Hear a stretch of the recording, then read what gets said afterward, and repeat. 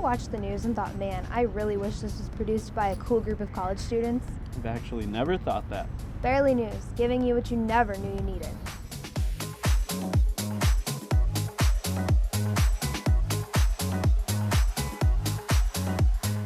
Today we'll be getting the inside scoop on student-led a cappella groups. I was in an a cappella group.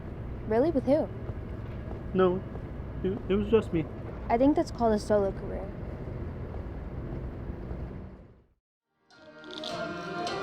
What sets you apart from like the other groups on campus since you guys are co-ed? Yeah, so we like to say that we are very people-oriented versus like music-oriented. Music is just kind of the vehicle of all like the friendships and stuff that we have here. We are very, like, we care about how our people are doing versus like if we have a perfect concert or something. And I think that's one thing that sets us apart. Not saying that the other groups don't have that, they do, but yeah, our people are really like what sets us apart. We just have some amazing, awesome like students, and we have people from all majors. It really depends, but most of the time we like to have arrangers in-house. So a lot this year has been one of our music directors, Brody. But right now in rehearsal, you'll get to see we're working on a rendition of Northern Attitude, and that is arranged by Cassidy Knight. She's one of the girls in our group. If we don't have somebody in the group to do it, sometimes we have past members do it. I know, like, especially with vocal percussion as well, you can get very improvisational with that. I did a little bit of vocal percussion my freshman, sophomore year, and now we have Brody who does all the vocal percussion, but he'll just throw in whatever, and like we won't expect it. Or people will just start doing like opt-ups, and we're just like, whoa, that's amazing. So yeah, sometimes it will throw us off, but like in a good way. It's not bad at all when that happens. But yeah, that's exciting. Yeah. Do you guys have any performances coming up? Yes, I know we're singing for, I think it's the Sac Barbecue on April 1st, I believe. We're singing for like I think it's like the Springfield Democrats or something, April 6th. And then I think we're still trying to figure out what exactly our concert date is, but I think it's gonna be April 21st. I'm pretty sure that's what it is. We're still trying to figure it out, and we're still getting more offers for gigs this semester, but those are the ones I think I can say. People should look out for the socials. Absolutely. The socials will share it all. Yeah. And that'll be a more reliable source than me. I just show up and sing. Yeah.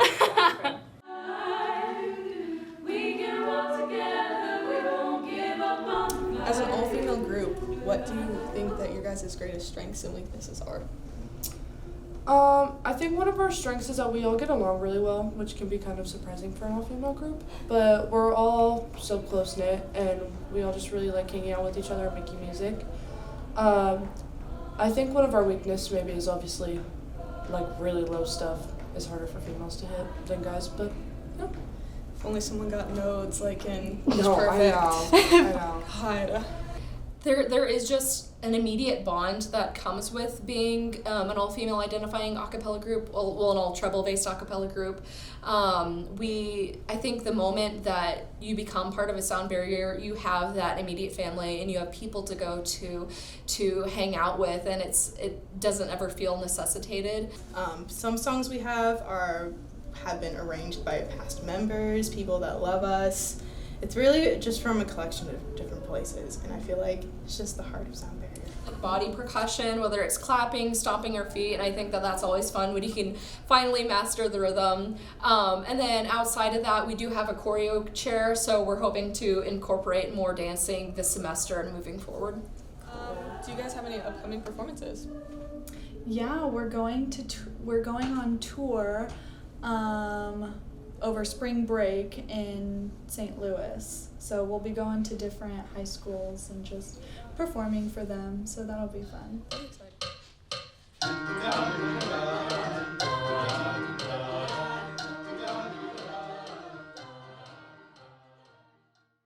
Missouri State has so many varying a cappella groups. And I hope we never run out of bear puns. Next up, join us at Craft Axe Throwing downtown with Joshua. Craft Axe Throwing is a great place to hang out with friends and family, and it's only 5 minutes from campus. They offer 10 different throwing lanes, and they have multiple weapons to choose from.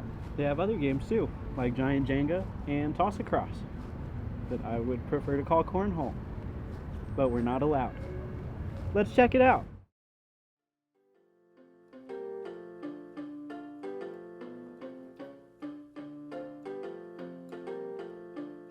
Hi there, my name is Joshua and I'm here at Craft Axe Throwing in downtown Springfield with the owner, John. How are you doing today, John? I'm great. How about yourself? I'm doing great. Thank you so much for allowing us to come out here and do a story on craft axe throwing.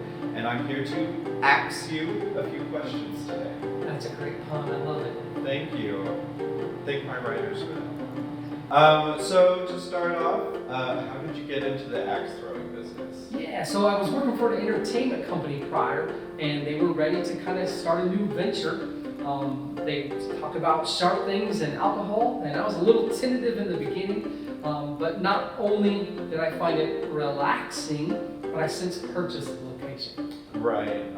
You describe it as relaxing. I think it's really nice to be able to come here and get out that rage. Maybe think about your ex-boyfriend who did you wrong for a little bit and leave feeling a lot better. You have more than axes here. You have ninja stars, daggers. You even have a giant Jenga and a toss-across. Let me ask you, how else do you get involved in the community? Yeah, we love being involved. So whenever someone's doing a fundraiser and looking for donations, I would say 99% of the time we're going to help them out. We've also worked in the past with the Arbor Day Foundation and the ASPCA, helping dogs and cats get adopted. And then during COVID, primarily, we did a special discount for our healthcare workers to help them during that time of stress and pressure. Right. That is so great to hear, and I can really appreciate that because I don't hear about a lot of businesses in Springfield helping out the community in that way. So we're down the street from MSU practically. What deals do you have for students, and what's the best time to come in for students? Yeah, so the best time is definitely going to be Monday through Thursday. We do have a $5 off discount for our students at those times. And what's even better is it's a little less busy than Fridays and Saturdays, so you can just walk in, show us your ID, and take advantage of that special. Alrighty. And do you have any specials that are coming up in the spring or summer? We absolutely do. The two biggest ones we got coming up are going to be Mother's Day and Father's Day. We let our moms and dads throw for free. And so you could bring your mom or your dad on a date, and it's only half the price. And maybe even, a good mom or dad might pay for it all. Right. And hey, you can use the opportunity to bond with your family, share a beer with them. Lastly, for our interview, I have to ask, with all of your employees here, do you have axe throwing competitions with them? I don't. I'm really not that good. I can stick the axe in the wood, but my accuracy lacks. And so I think I beat each of the guys one time, and then I was just done with the competitions. But I have two employees named Mason and Zach. They are really good. You should come visit them, by the way. And they compete all the time. They make up their own games to play and to compete with. One of the fun ones is called tic-tac-throw. You got to come check out, find out what that means. I think we wanted to see you give a toss. I will try. Thank you for coming out today. Thank you for allowing us to come to Craft Axe Throwing. This has been Joshua and John signing out. That was an amazing look into what craft axe throwing has to offer. With it being so close to Missouri State, it'd be a great place for a get-together. Thank you, Joshua, and thank you, John, for inviting our class to come over and throw some axes for a while. Mamma mia, that's an entertaining place. What are you doing? I'm transitioning to the next article. The one about the student-operated restaurant on campus? I mean, Carrie's Cafe? Kind of stole my thunder there.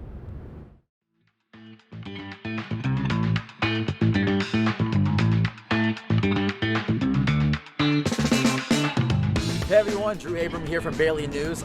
I'm standing outside one of my favorite hidden gyms here on Missouri State University campus, Carrie's Cafe. Let's check it out.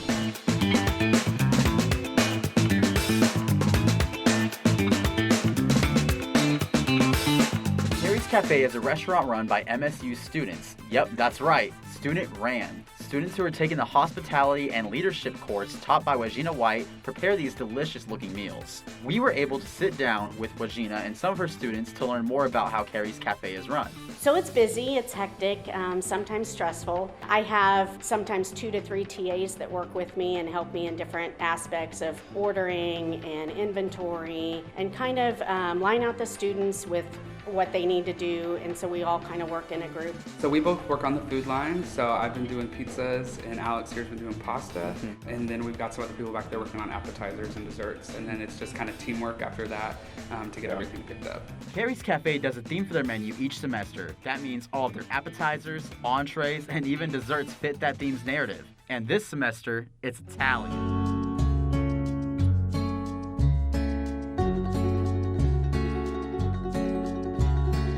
Our theme this semester is Italian food. I never let them serve North American food because I want it to be diverse. I want them to create ethnical dishes and things that they might not get around here. So the theme is actually chosen the previous semester. So at the end of this semester, when we've wrapped up the restaurant, we will start prepping menu ideas and theme ideas and testing different dishes and items for the menu.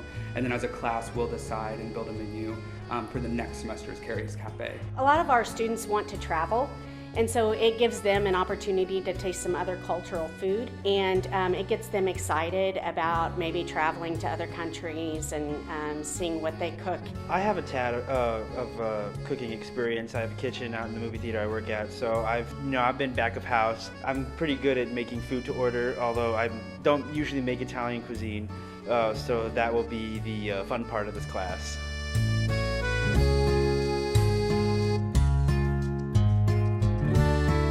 A piece of advice I would give to an incoming student that was maybe thinking about majoring in hospitality, leadership, would be to just go for it, jump right in, move on campus, meet some new people. We have like 4 or 5 different food labs by the time you get to Carrie's Cafe, and then the wine tasting class is phenomenal. Let's focus on teamwork because it takes all of us. It's not a single person job. We all have to work together. Come in with a good attitude. Bad attitudes are toxic and can create a bad environment for us. So we got to make sure that we leave those attitudes at the door and we work together as a team. Some of the law classes are interesting to me because I like to know and make sure that I'm following the law, especially with my place of work.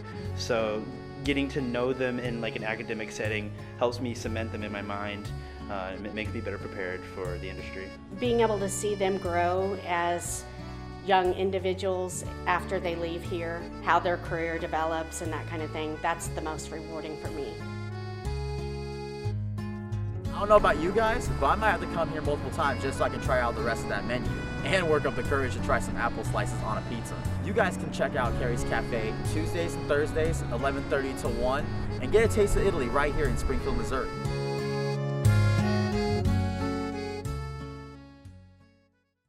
Wow, I think I've got my lunch plans covered from now on. Why stop at lunch? I'm going to order enough to eat every Tuesday and Thursday that I can eat at Carrie's Cafe every day of this semester. Well, I'm going to graduate and make so much money that I can hire Carrie's Cafe as my personal chefs. Well, I'm going to go to Italy. Now we're going to head to the basement of the PSU. And we're going to see how these button mashers spend their time in the game center. I'm Emma Smith. I am the manager at the Level 1 Game Center.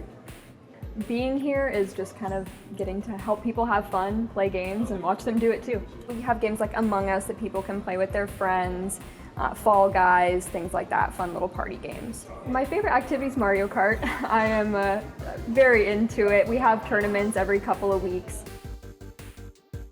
I'm on the Smash Bros. JV team for MSU. We're competing in NACE right now. There's a whole lot of colleges that are in it. Varsity is in the Missouri Valley Conference. We have a chance to play other colleges, but we also could be playing other teams that are college age.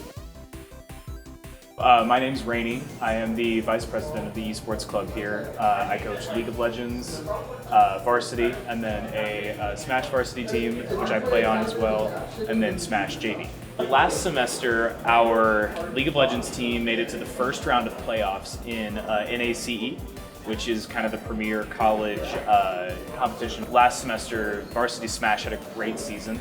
They got second place in our region in NECC, and then they also won an event called Honey Pot, which is one of the biggest in-person collegiate crew battles that there's been to my knowledge. The team really helps you get to experience different matchups and lock into the ones that they play so that you can get better at those specific ones. I'm more happy that we're doing it online now because it gives me an opportunity to broaden my horizon of the people that I play, which is, you just get better by playing other people, basically.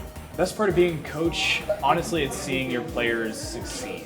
We're all in it together, and if one of us fails, we all fail. If one of us succeeds, we all succeed. I've had a lot of players really grow as people on my teams and through the club as a whole. It really depends on the day. So during the week when we have all of our esports clubs here, it gets pretty busy, pretty rowdy. On Thursdays we have our Smash team who comes in, and there's like usually 30 to 40 of them. Some games it's really beneficial for the coach to be heavily involved in the process and be really like hands-on with the players. Like League of Legends, I think, is a really involved game as a coach. You got to do draft, you got to coordinate with a 5-man team, make sure that everybody's, good on that end. And then Smash is more of an individual thing, as it's a fighting game. Your progress is very individual. You got to take it upon yourself to get better at the game. I view myself as more of a resource in that. Immediately when I started working here, I fell in love with it, and pretty quickly I decided to become the manager. So we have a Discord that's kind of the overarching means of communication for the Game Center and our esports club. It has pretty much everyone involved. There's maybe 500 people in there. It's a very welcoming environment. It's very warm. It's very friendly. We do our best here to make sure that whether you play FIFA on the weekends with your friends, whether you grind out competitive League of Legends, whether you're a fighting game player, whether you play a game that really isn't represented on our PCs, come by, ask around. We might have what you're looking for. There might be other people that are interested in it too. Run, jump, shoot, they sure have a lot of great options in the Game Center. This isn't your mama's basement. When have you been in my mom's basement? Intimate theaters, free posters, and cult classics are just a few of the things that make the Moxie so special. Today we're asking Mike Stevens, owner and operator of the Moxie, what he believes draws in movie lovers.